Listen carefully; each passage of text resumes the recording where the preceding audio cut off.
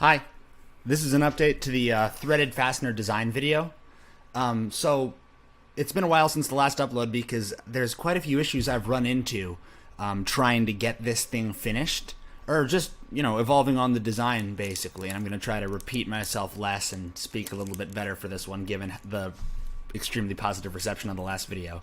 But let me get my ugly mug out of the way here and show you the final design real quick.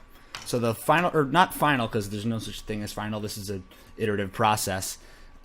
It's this right here. This is what is basically the final design. Or where I am now basically. You'll notice that all the pretty curves in the thread form are all but gone.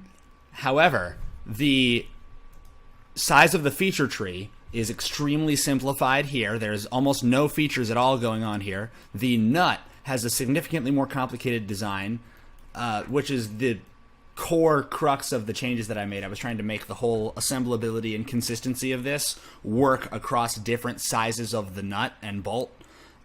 Issues that I would run into before where I would upscale it and either the model would break or the print wouldn't work. The interference wouldn't scale properly as things got bigger or smaller. And I wanted to decrease the size of the bill of materials, meaning the number of components as well. I took it from a total of, well, it was the bolt, then it was 2 halves of the nut, then it was 2 retaining rings. So I took it from 5 components down to 4.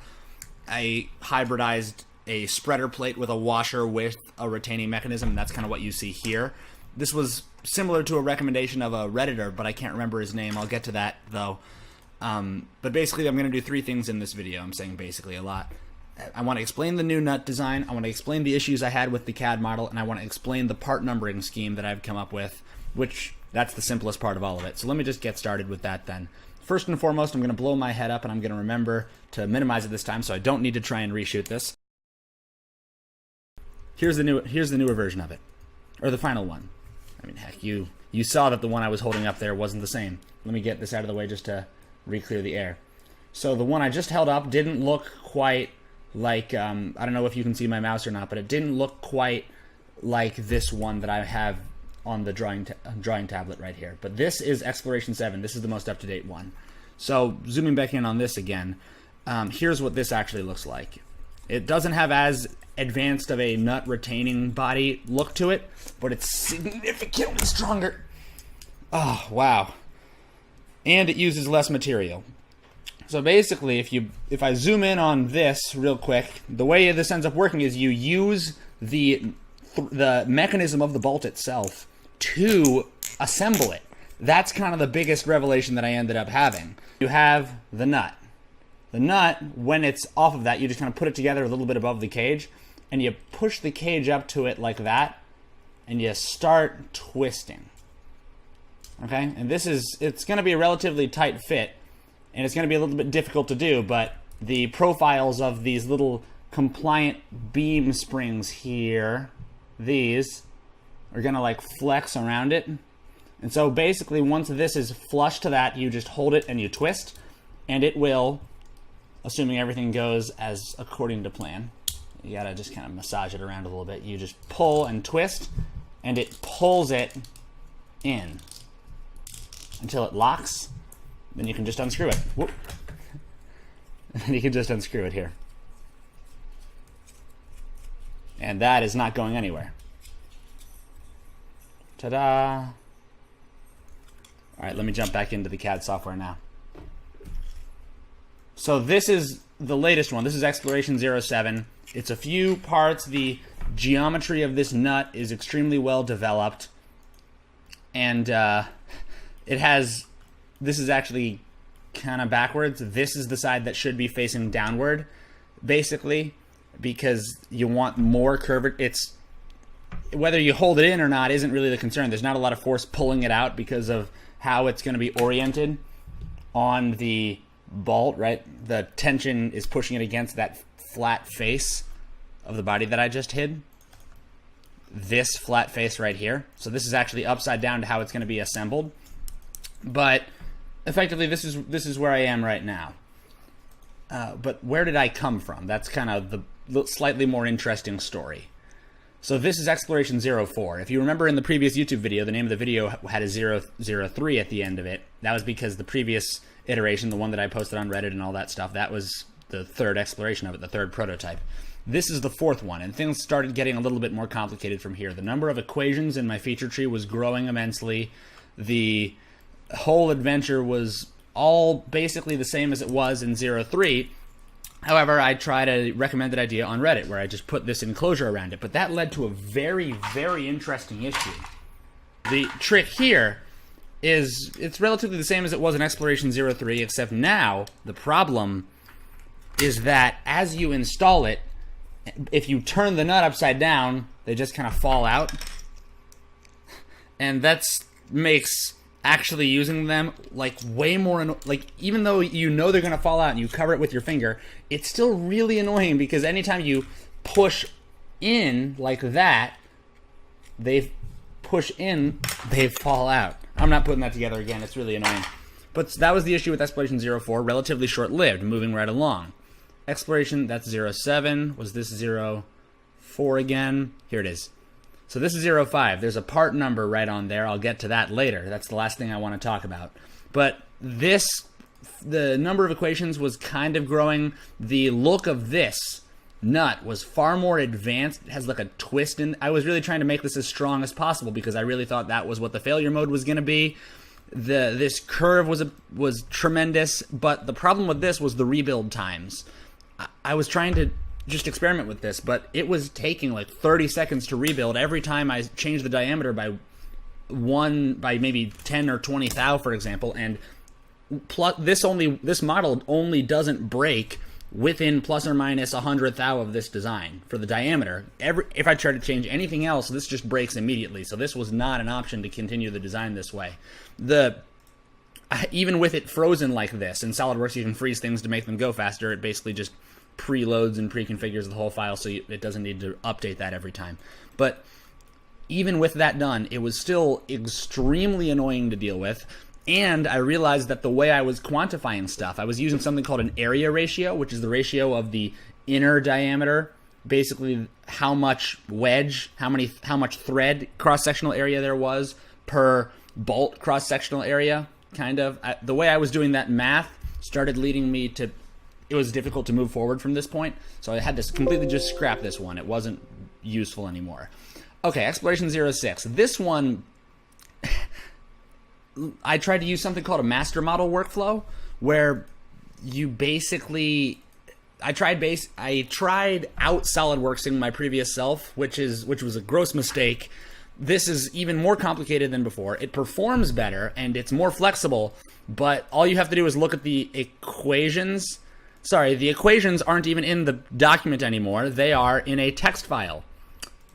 So there's a lot of VBA in here. I think there's an if statement in here somewhere. Things got out of hand quite quickly. Wait, let me... Oh, I can't even see it anymore.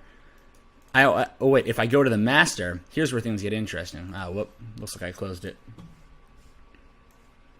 As I get into the master, things get even more interesting. So that was the assembly. This is where things get a little bit out of hand. There's integer rounding, there's if statements, there's all kinds of crazy stuff. There aren't if statements in this anymore, but there were while I was putting this whole thing together. And this just got out of hand way too fast. Eventually it started performing worse than I thought it could, and I was like, okay, enough.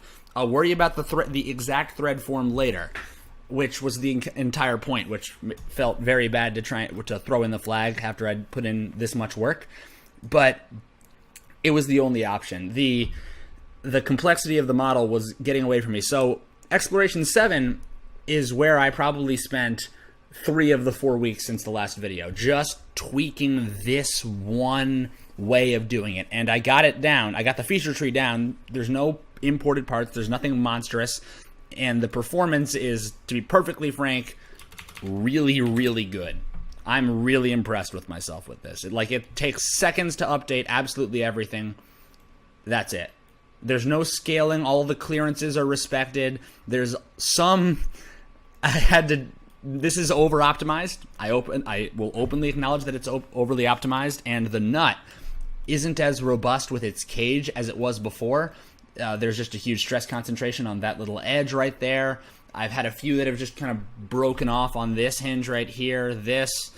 It's a little bit steeper in its overhangs than I'd like it to be, as in it's 45 in some places, where when I specify the minimum draft angle, I can't specify 30 degrees, for example. It won't work. But the strength of this one, the strength of it, at the same infill settings as the other stuff I was testing, it's good. It works really, really well. It works well to the point where I actually just tried using the thread forms to assemble a little prototype. I wasn't going to talk about the clamp, but I thought I may as well. I have another video coming out, maybe even later today if I choose to bust my ass and get it out. Check this out. It's a clamp. It uses a large scale of the thread form here, and it uses the bolts to keep itself together. And Zach, that's not as good of a test of the strength of this thing. Well, this is. I'll talk about my failed attempts to test I wasn't going to talk about those today, but I may as well. I'll talk about my failed attempts to test the strength of these bolts a lot more, in a few minutes, but basically this large version of the thread form right here, which, once again, pure trapezoidal with some fillets I put in for just a test print purposes, just to add some extra clearance in there and make it not a huge stress concentration, but nothing too scientific about it at all yet. The way the wedging nature of it works is every piece of clamping force you put into it forces this seam apart. So in a way, it really is taxing on the strength of these little nuts right here. And this actually isn't full-scale version of the model. The full-scale version of the model finished printing 3 minutes ago. So let me grab that. This one's way smaller. So the fasteners holding it together are way smaller, and they're still just as strong. The way those forces work out. I've tested this relatively extensively, not relative to the regular fasteners printed vertically, which is the largest complaint that people had for me on Reddit. The thing everyone was requesting was they wanted me to try and think of a way to test the strength of this with respect to a regular fastener printed the wrong way. Okay, I put a lot of time into that as well, and that led to absolutely nothing. But for a very frustrating reason, that led to absolutely nothing. So let me show you what I did there. So I basically designed this. What's this? Let me turn on wireframe. You can't see that at all. Okay, never mind. Hang on. I'll step through it. So basically, I knew that. Okay, back to the big picture for a second. I thought for a second about what I was testing. The way Thomas Solanderer tests stuff is by using weights and a newtonometer, or rather a force gauge, which is just a spring. And I was like, okay, I could buy all that stuff, or I was halfway through the design of a newtonometer. It had a 3D printed coil spring in there that looked a little bit like a motor spring. I was going to calibrate it myself with weights or bottles of water or something, and I was going to pull on it and test stuff breaking. I originally started designing these clamps because I was going to clamp the test member or a sacrificial piece or bolt to my desk and pull on it, but I have a glass desk, so things were getting really complicated until I realized I just had to think about what the problem was. The problem isn't that I need to find out exactly how strong something is, but the problem is I need to determine which of two things are stronger. That's a very important distinction. I didn't need to design a test-rig to output at the end of it the numerical breaking strength of each fastener at each diameter with each pit. That would be certainly a good way to engineer this, but that's not the goal. I wanted to prove that this was better than what already existed. That was all. So there was no better way to do that than with a tug of war. And that's what this is. This is just a tug of war mechanism. Hang on, let me go back to it so we're both looking at the same thing. There we go. This is a tug of war mechanism. That's it. So on the one hand, you have... Sorry, let me just hide everything that is superfluous to what I'm talking about at this very instant. So right here, look familiar? This is exactly what I just showed you, except it has these little crowns on the side here. Okay? So now let me show the rest of those. Hide all of those. And now here is a regular nut and bolt. Here, let me show you the thread form. See? That is just a regular thing. You got it off McMaster-Carr using any one of the dozens of guides that came out on YouTube. literally like a week after I posted the original thing about how regular 3D printed bolts that way aren't good. Anyway, I can't remember who made that video, but basically, just like the internet tells you, boom, you print these vertically. In fact, yeah, I designed this. It has a draft angle right there, and it meets at a singularity, so there's never any zero overhang, and I wouldn't have to chip any infill away. I should probably make a video on how to print holes optimally now that I think about it. Anyway, this is basically just a head-to-head thing. Yeah, print this, you put it together, you pull on it till it breaks, and I did that, and the remnants of the broken fasteners are still in my little buckets here. That is what's left of the regular thread form. It broke right in the middle of the bolt. And then I was like, okay, cool, it worked. But then I tried making it bigger and repeating it. Because this updates, I wanted to try it at more than one size, be thorough, I wanted to do a repeatability study, and I ran into a really, really annoying problem. And I have no idea why. Let me show you. I cannot make it so that I can't thread these in without cross-threading them. Focus, you unagreeable camp. It worked. Come on. Whatever. It's chowdered all to hell. I tried 3D printing the regular threads at different sizes and whatnot, and it's like they're uber fine or something. Every time I tried to thread them in, no matter how good I got them, I even jerry-rigged like a drill press type of arrangement on my desk using the clamp and two things I knew were concentric and just slowly fed them in, and I could not get the threads to engage properly. I stripped 5 days of bolt printing and just it doesn't work. Anyone who tells me that it's just that easy to 3D print a fastener, I tried the scaling tips as well. I scaled everything out by increments of 1% scaling in Slicer, and then I thought that might have been fishy, so I did it again in SolidWorks. There's dozens of these more that I just threw away, but I started keeping these maybe on the last day or two. Each one of these took maybe an hour or two to print. I tried them at different resolutions, at different step sizes, at everything, and it wasn't working. It just wasn't working. So now I've decided I'm gonna leave it to the internet to test the relative strength. I'm gonna post this to Thingiverse as well.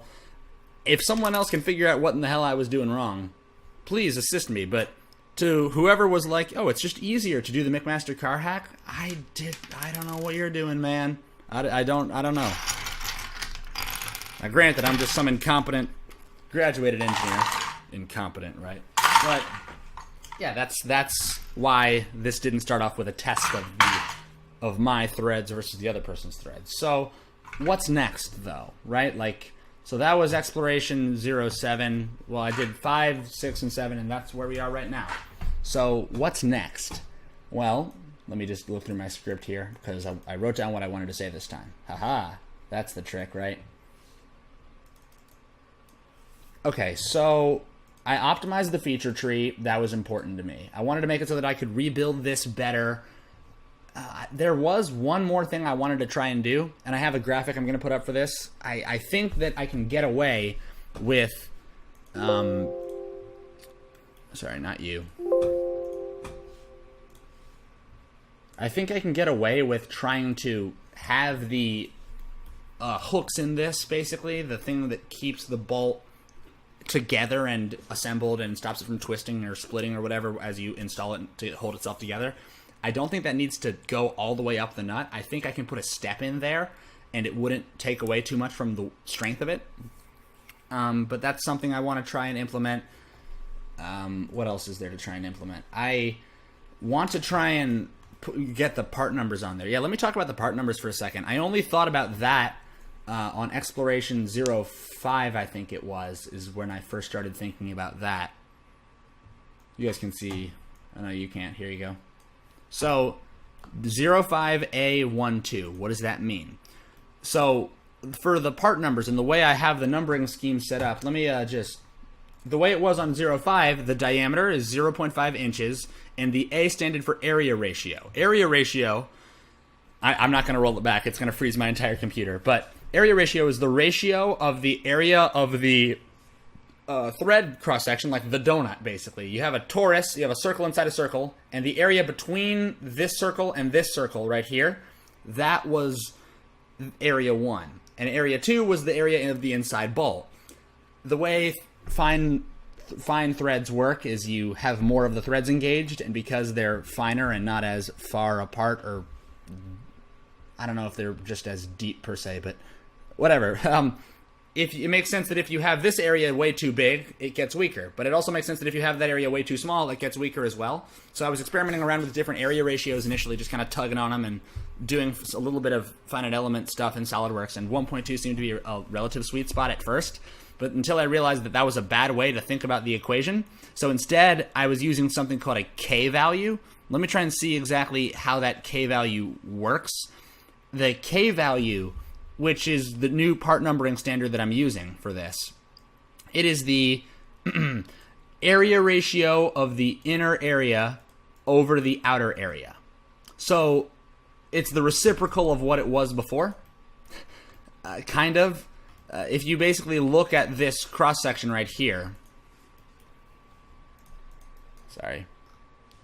and you look down, okay, see how this donut only goes from there to there?